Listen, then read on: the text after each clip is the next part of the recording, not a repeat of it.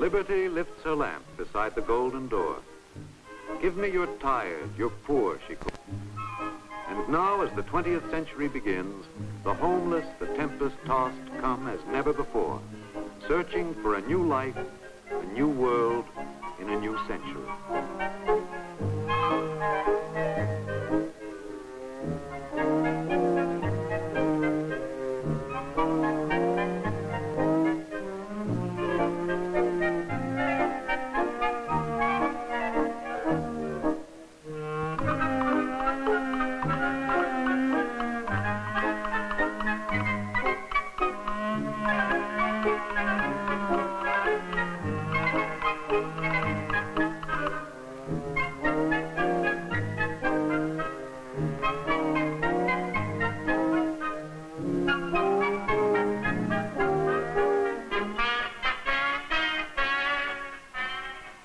Through New York's golden door they come. White men come and black men. Brown men and yellow men come. The broken and the unbroken, the tame and the wild. They find a raw and raucous city bustling and bursting with vitality and growth, like the nation of 67 millions whose metropolis it is. Here in the melting pot, the immigrant and the native merge into the American. New York in the early 1900s. Baghdad on the subway, O. Henry calls it. The wonderful, cruel, enchanting, bewildering, fatal, great city.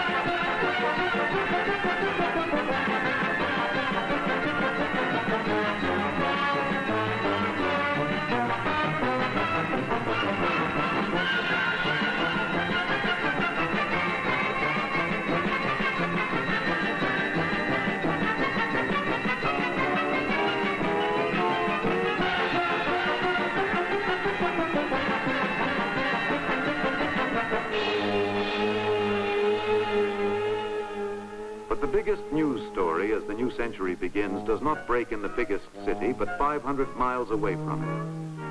On September 15th in the year 1901, historic news comes from Buffalo, New York. The President of the United States, William McKinley, is dead. William McKinley, shot by an anarchist at the Pan American Exposition. The first citizen begins his last journey home, home to his native Ohio.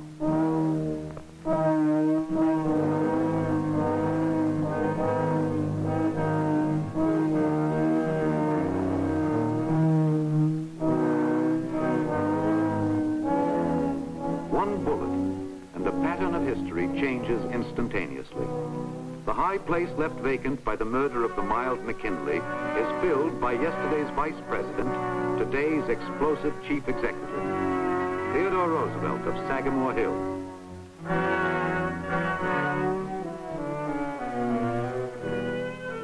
The capital of the nation has moved to Sagamore Hill, according to the newspapers. The Roosevelt House at Oyster Bay, Long Island, becomes a new executive mansion, a placid, rustic background for the dynamic human being whose personality will mark an age in American life.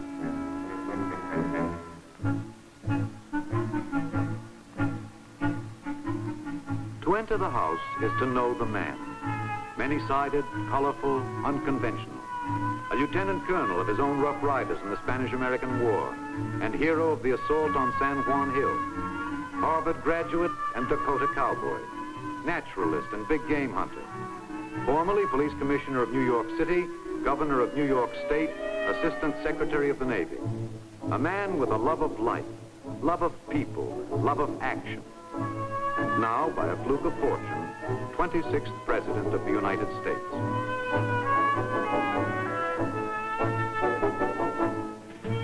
Theodore Roosevelt sets a brand new style for presidency. He urges his fellow citizens to live the strenuous life and scorn the slothful ease of the mollycoddle. A newspaper poet gleefully notes that at Sagamore Hill, the president runs at large and plays like a boy let loose for the holidays. Down there by the bay, he gets his rest in a strenuous way.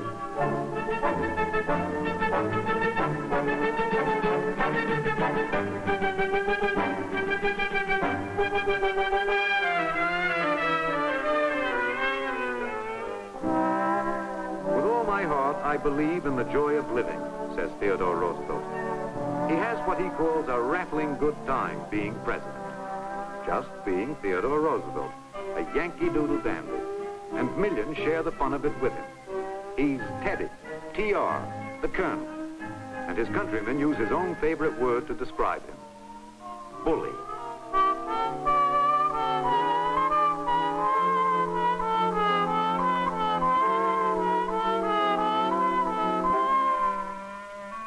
All through the Roosevelt years, much of the nation's business is run from Sagamore Hill, between horseback rides. With his son Archie as unofficial assistant, the president issues statements, forms policy, and keeps his finger on the pulse of a country as restless, energetic, self-confident as he. But the country, with the enormous expansion of industry, is rapidly turning from the rural way of life. Factory towns are springing up, absorbing the torrent of immigrants. But that is not enough. The machines must recruit additional help from the farms.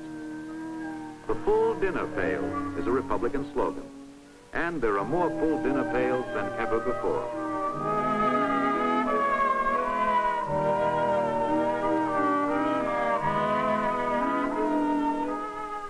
But the rising tide of new jobs, new products, new national wealth exacts its cruel toll.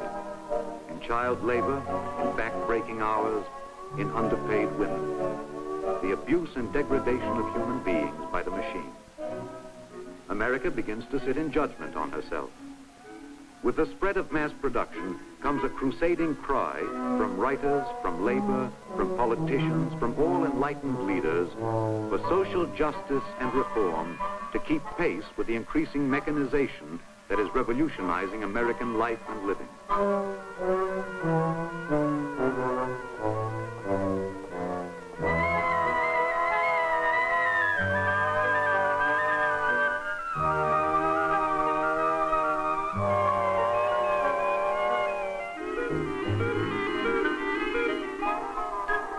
The energy and initiative that Americans once poured into pioneering now go into the development of business and industry, into new inventions that will set the 20th century apart from all others for the scope and swiftness of the changes it brings.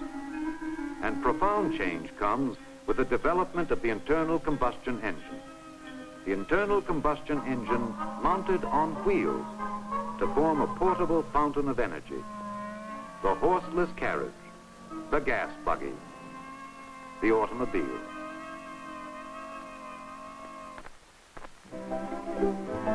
More than a mechanism, a challenge, an adventure. A hardy new American aristocracy springs up, the automobility, an astonishment to man and beast.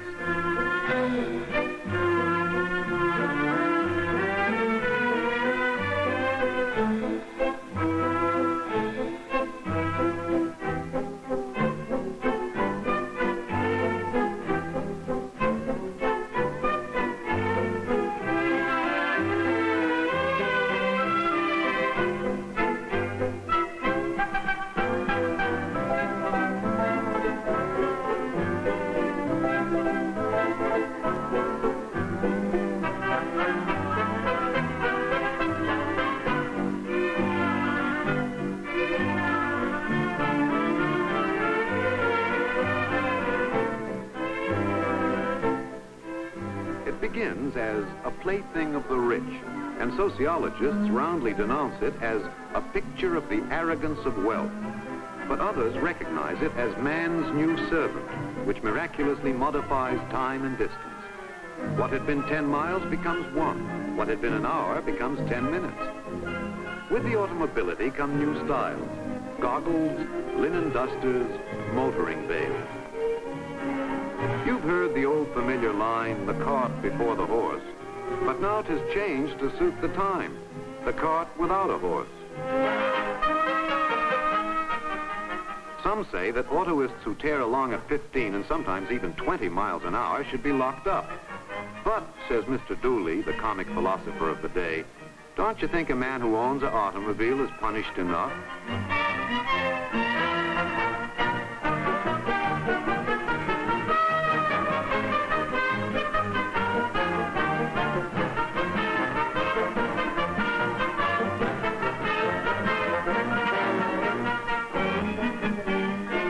He'd have to get under, get out and get under, to fix his little machine.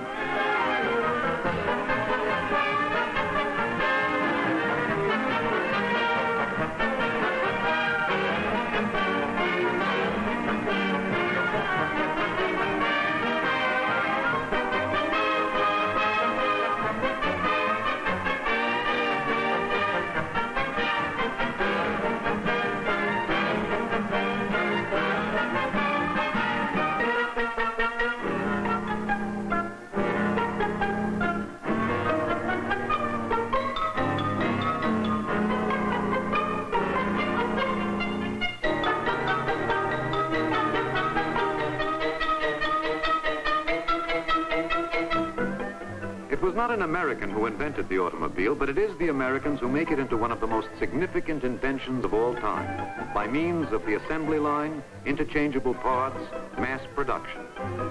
From a single factory in a single day come 1,000 efficient, cheap machines. A revolution in daily life spreads through all levels of society as the automobile becomes available to every man, in city, town, and farm.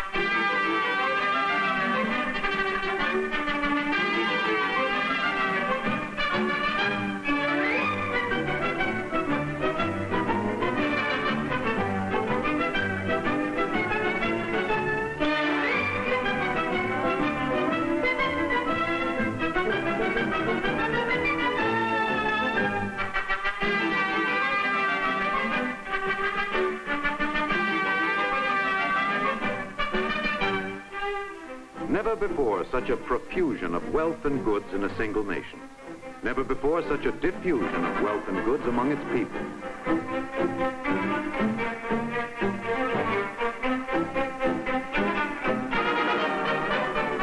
On Broad Street in New York, the Curb Exchange is handling securities the conservative Stock Exchange declines to list. Brokers on the street receive orders by hand signal from their telephone clerks inside. Business is big and getting bigger. Too big, many fear. It is a time of industrial czars, like John D. Rockefeller of oil,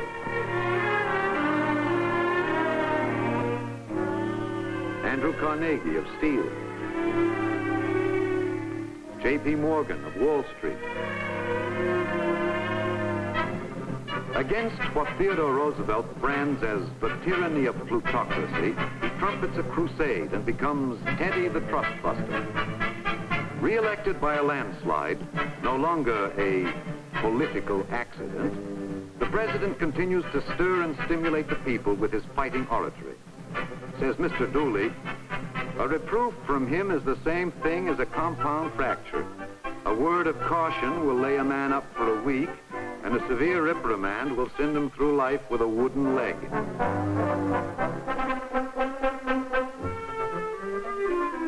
It isn't all oratory. He expands the powers of the presidency. He builds the Panama Canal. He battles for the conservation of America's natural resources. And among his followers, from cowhands to scholars to Boy Scouts, he kindles an enthusiasm that leads one of them to write, "I'm glad I lived when he was president."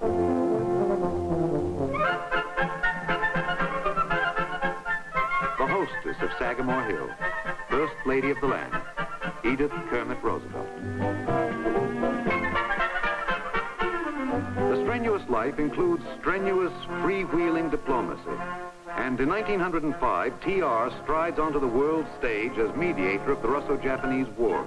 Aboard the presidential yacht Mayflower in Oyster Bay, he brings together high delegates from Russia and Japan and lays the basis for the peace treaty which will end the conflict and win him a Nobel Peace Prize.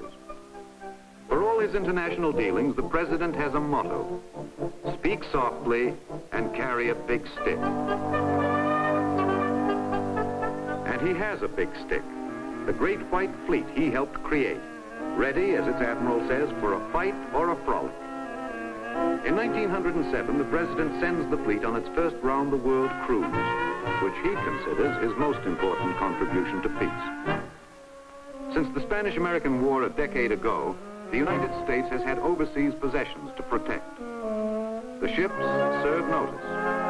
America has become a world power.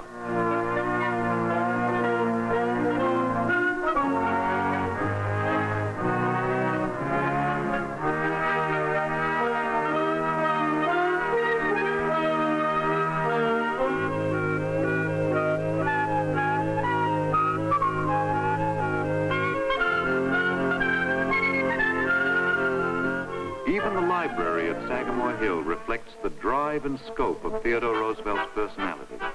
The first president to go down in a submarine, the USS Plunger in Oyster Bay. The first president to test the Wright brothers' fantastic invention, the airplane.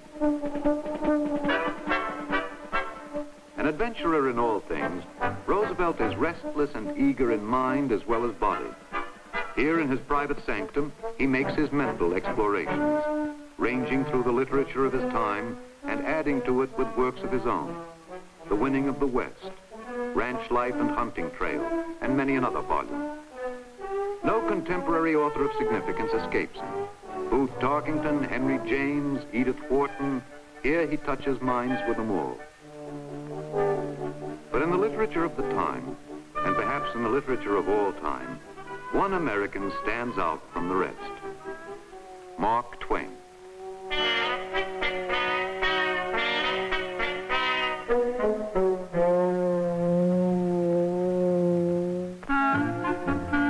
Samuel Langhorne Clemens, whom all the world knows as Mark Twain, creator of Huckleberry Finn and Tom Sawyer. Now the grand old man of American literature takes tea quietly with his two daughters. But around him hovers the aura of an earlier, earthier America, when he piloted steamboats on the Mississippi. The great days of Mark Twain's river are fading now, but the old cry of steamboat a-comin' still survives as part of the American pageant.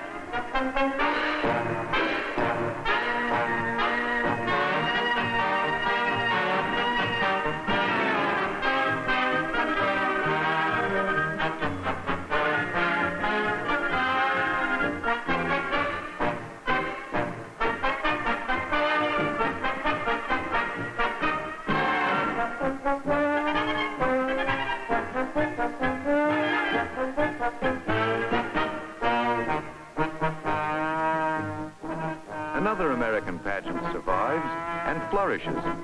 the annual circus parade that heralds the arrival of a stupendous, dazzling, magnificent, spectacular, educational, and awe-inspiring conglomeration of marvels. There'll be a hot time in the old town tonight.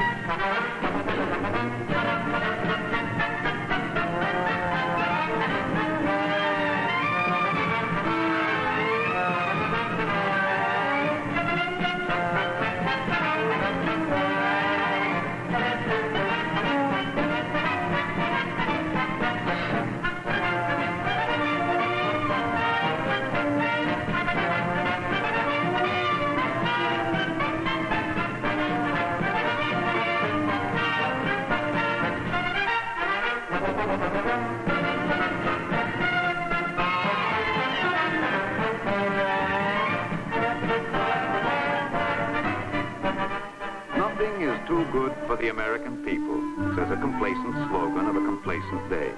And the people, pleased with the present, fearless of the future, see little reason to doubt it. In the good old summertime, in a mood of national serenity, America enjoys the innocent pleasures of innocent years.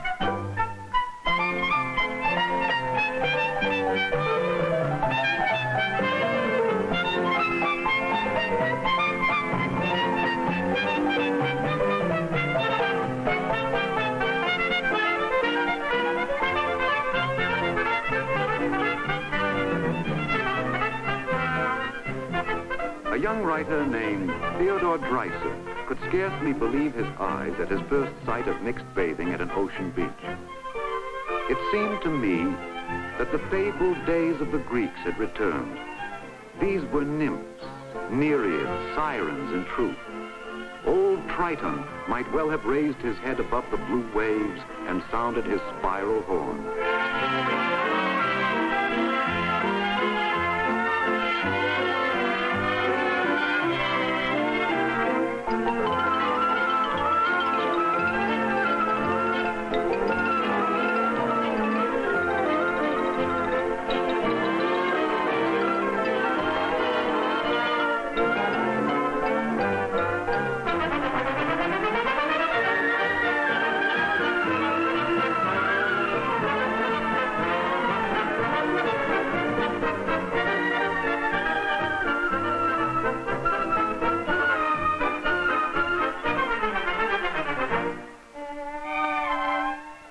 pleasure, more freedom, more fun.